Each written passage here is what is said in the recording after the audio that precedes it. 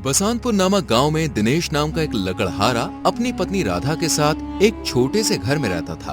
दिनेश जंगल से लकड़ी काटकर शहर में बेचकर अपने घर का गुजारा करता था, लेकिन अब जंगल धीरे धीरे खत्म हो रहे थे, जिससे दिनेश बहुत परेशान होता है और अपनी पत्नी से कहता है, राधा अब जंगल खत्म होते जा रहे हैं। बड़े बड़े उद्योगपति जंगलों में कंपनियां बना रहे हैं। जब जंगल ही नहीं रहेंगे तो हम लकड़ियां कहां से काटेंगे? फिर हम अपना गुजारा कैसे करेंगे? तुम कब तक यूँ लकड़ियाँ काटकर अपना गुजारा करते रहोगे? कोई और काम क्यों नहीं देख लेते? हमारे मोहल्ले में जो सुरेश रहता है, उसकी जमीन किसी उद्योगपति ने खरीद ली है। वो उस पर कंपनी बनाएगा। उसके बदले सुरेश को करोड़ों रुपए मिले हैं। 2 बीघा जमीन में 1 करोड़ रुपए? मुझे तो करोड़ का नाम सुनकर ही डर लग रहा है। मैं दिन भर मेहनत करता हूँ, जब कहीं जाकर 200-300 रुपए कमा पाता हूँ, लेकिन सुरेश इतने पैसों का करेगा क्या? उन पैसों से उसने 5 बीघा जमीन खरीद ली है और बचे हुए पैसों से अपना कारोबार शुरू कर लिया है। तुम्हारा मतलब 2 बीघा जमीन बेचकर 5 बीघा खरीद भी ली और फिर भी पैसे बच गए और अपना कारोबार भी शुरू कर लिया? ये तो सोने पे सुहागा हो गया। मैं तो कहती हूँ तुम भी अपनी जमीन बेच दो। वैसे भी आजकल खेती में रखा ही क्या है, जितनी लागत लगाते हैं उतनी पैदावार नहीं होती। कभी फसल मर जाती है तो कभी कीड़ा लग जाता है। लेकिन राधा, मैं अपनी जमीन नहीं बेच सकता। वो मेरे पूर्वजों की निशानी है, जो पीढ़ी दर पीढ़ी चली आ रही है। मैं उसे बेचने के बारे में कैसे सोच सकता हूँ?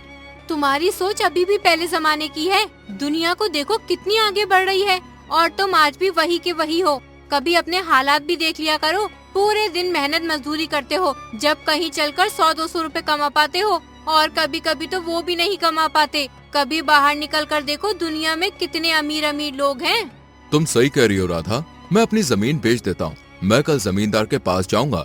अगर उनकी नजर में कोई अमीर आदमी हो जो हमारी जमीन खरीद ले, इस जमीन को बेचकर हम भी दूसरी जमीन खरीद लेंगे और बचे हुए पैसों से कोई कारोबार कर लेंगे।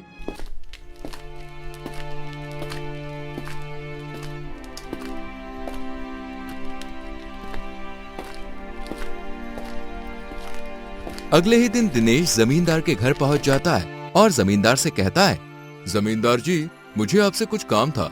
दरअसल मुझे अपनी जमीन बेचनी है। अगर तुम्हारी नजर में कोई आदमी हो जो मेरी जमीन खरीद सके तो आप मुझे बता देना। तुम कौन सी जमीन की बात कर रहे हो? मालिक, वही जमीन जिसको गिरवी रखकर मैं तुमसे पैसे ले गया था। मालिक, अब लकड़ी का काम तो बचा नहीं, इसलिए सोच रहा हूँ जमीन बेचकर कोई कारोबार कर लूंगा। जमींदार अपने मन में सोचता है कि दिनेश की वो जमीन तो बहुत महंगी है, लगभग 3 करोड़ की। अगर वो जमीन मेरे हाथ लग जाए तो मैं तो मालामाल हो जाऊंगा। दिनेश, तुम सही कह रहे हो। तुम एक काम करना, कल मुझे एक बार अपनी जमीन के कागज दिखा देना, फिर मैं तुम्हारी जमीन बिकवा दूंगा। ठीक है जमींदार जी, मैं कल अपनी जमीन के कागजात लेकर आऊंगा। इतना कहकर दिनेश अपने घर चला जाता है। फिर अगले दिन अपनी जमीन के कागजात लेकर जमींदार के घर आ जाता है।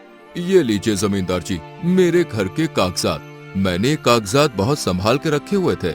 जमींदार सोचता है कि वो दिनेश से ये जमीन कैसे अपने नाम करवाए। कुछ देर सोचने के बाद जमींदार दिनेश से कहता है, अरे दिनेश, ये तुम्हारी जमीन तो सरकारी है, कागजों में साफ साफ लिखा है। तुम्हें किसी ने बताया नहीं?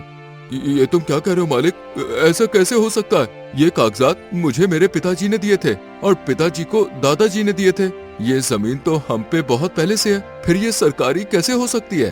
तो क्या मैं झूठ बोल रहा हूँ? अरे जो कागज पे लिखा है वही तो बता रहा हूँ। कागज पर लिखा क्या झूठ होता है? अगर तुम्हें मेरी बात पे यकीन नहीं तो किसी और को दिखवा लो। पहले जमाने में कोई किसी की भी जमीन ले लिया करता था। जमीन पानी की तरह मुफ्त में मिलती थी। मेरे दादाजी के यहाँ एक आदमी काम करता था। वो दादाजी की बहुत सेवा करता था, इसलिए दादाजी ने उसे 50 बीघा जमीन यूं ही मुफ्त में दे दी थी। अगर आज वो जमीन हमारे पास होती तो भाई कम से कम 100 करोड़ की होती। पहले जमाने में किसी को क्या पता था कि ये सरकारी जमीन है या किसी और की। तो जमींदार जी, मुझे अब क्या करना होगा? ये जमीन मेरे नाम कैसे होगी? आप कैसे भी करके ये जमीन मेरे नाम करवा दीजिए।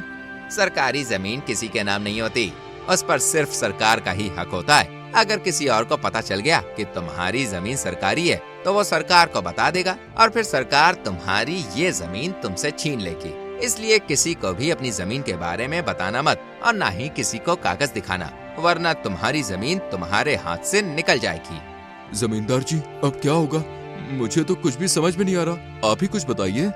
वैसे तो मैं इन सरकारी मामलों में पड़ता नहीं हूँ, लेकिन तुम सीधे आदमी हो, इसलिए मैं तुम्हारे लिए काम कर सकता हूँ। तुम्हारी ये जमीन मैं ले लूंगा, लेकिन मैं तुम्हें इसके केवल 10 लाख रुपए ही दे सकता हूँ, क्योंकि सरकार को जब भी पता चल गया तो वो ये जमीन मुझसे छीन लेगी। तुम गरीब आदमी हो, इसलिए तुम्हें मैं 10 लाख रुपए दे रहा हूँ, वरना मैं इस जमीन की तरफ मुड़कर भी नहीं देखता। वैसे भी सरकार एक ना एक दिन ये जमीन ले ही लेगी। मालिक, आप सही कह रहे हैं, सरकारी चीज का कुछ पता नहीं, आज है कल नहीं। आप ये जमीन ले लो और मुझे 10 लाख रुपए दे दो। जमींदार दिनेश से जमीन के कागजात पर अंगूठा लगवाकर जमीन अपने नाम करवा लेता है और दिनेश को 10 लाख रुपए दे देता है। दिनेश पैसे लेकर अपने घर चला जाता है।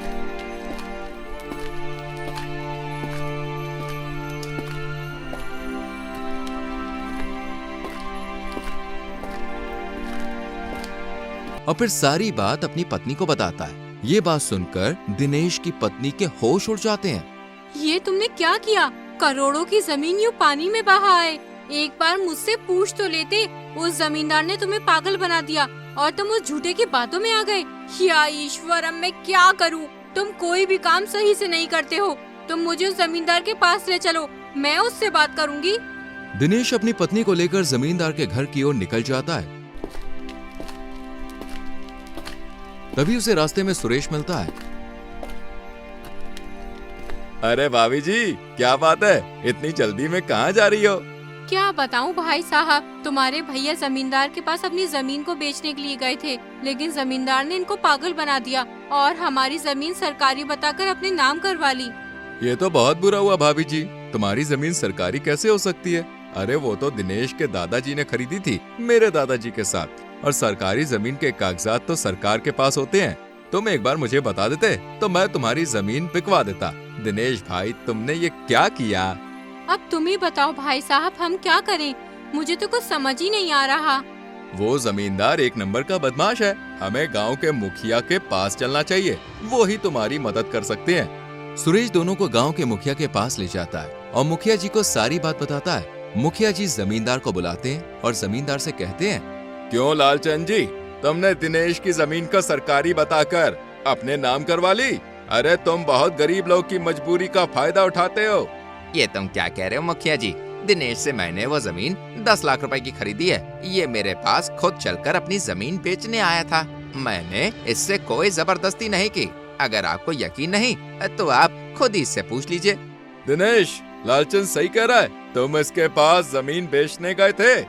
मुखिया जी, मैं जमींदार जी के पास पूछने गया था कि अगर तुम्हारी नजर में कोई आदमी हो जो मेरी जमीन खरीद सके तो मुझे बताना, लेकिन जमींदार जी ने मेरी जमीन सरकारी बताकर मुझसे अंगूठा लगवा लिया और मुझे 10 लाख रुपए दे दिए, लेकिन मेरी वो जमीन करोड़ों रुपए की है।